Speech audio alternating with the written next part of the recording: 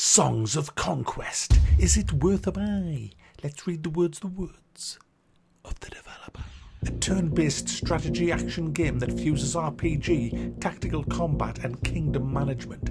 Raise mighty armies, wield ancient magic, and conquer distant lands to build an empire the bards will sing about for centuries. Hey guys, I know a great song about Conquest. Who gives the f***? Give us a big f***ing gun. A big f***ing gun. A big pile of elephant dung. Anyway, this is in early access and it is pixely. They've gone for the pixel vision that everybody loves, except me and a few other people, but yeah, it is what it is. Now this game has single player campaign, which is quite a big campaign. It also has multiplayer. It has experimental AI co-op and co-op with other players, and it just has regular skirmish mode against the AI. The campaign's really good. I haven't played it all, obviously, but I've played a few of the missions on that. But I've spent the vast majority of my time in skirmish mode, just seeing if the enemy cheats. And it does, obviously, but you can tune how much of a cheating bastard it is. But unfortunately, I spent the vast majority of my time playing the experimental branch in co-op with AI. So there was me and an AI versus two AIs.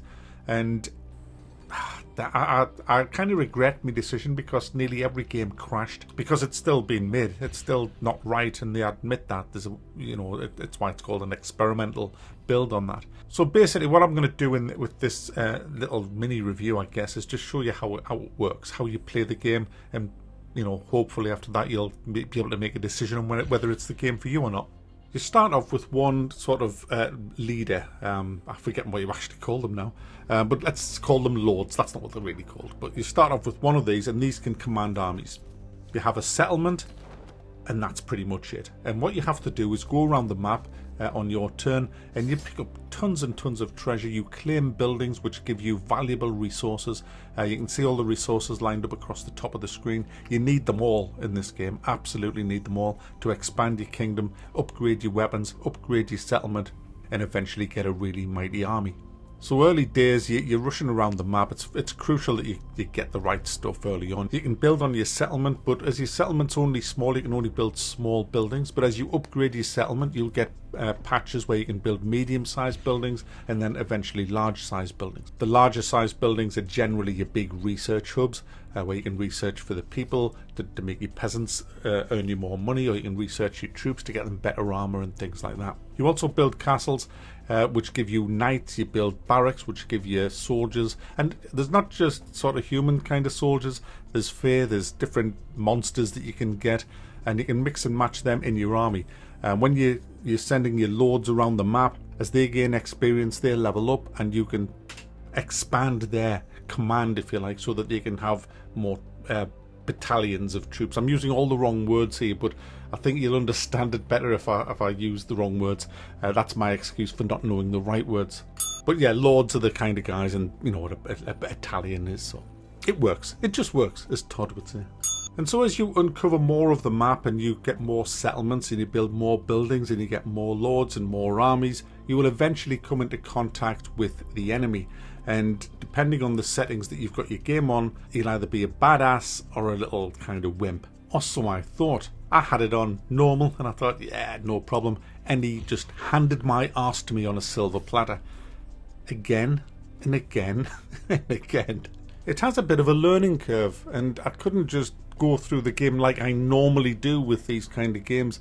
I thought, right, I'm going to have to actually try. I'm going to have to research what goes on. And yeah, I found that I was making some really bad mistakes. So it is, if you do buy this game, I highly recommend you watch a few tutorials from players who really are good and know the stuff. Read some tips and tricks, because if you just go into it blindly thinking this is just your run-of-the-mill turn-based game, you're probably going to get wrecked. There's a lot of things I didn't realise, such as when you're in the battles, for example, when you do have a conflict, you can either auto-resolve, which I do on 90% of them.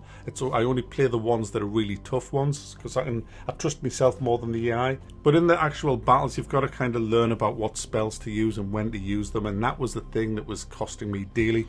But I've kind of got the hang of it now, but the game keeps crashing in experimental mode, so I'm going to wait until that's fixed, because I really do enjoy the co-op side more than just, fighting free-for-alls or whatever.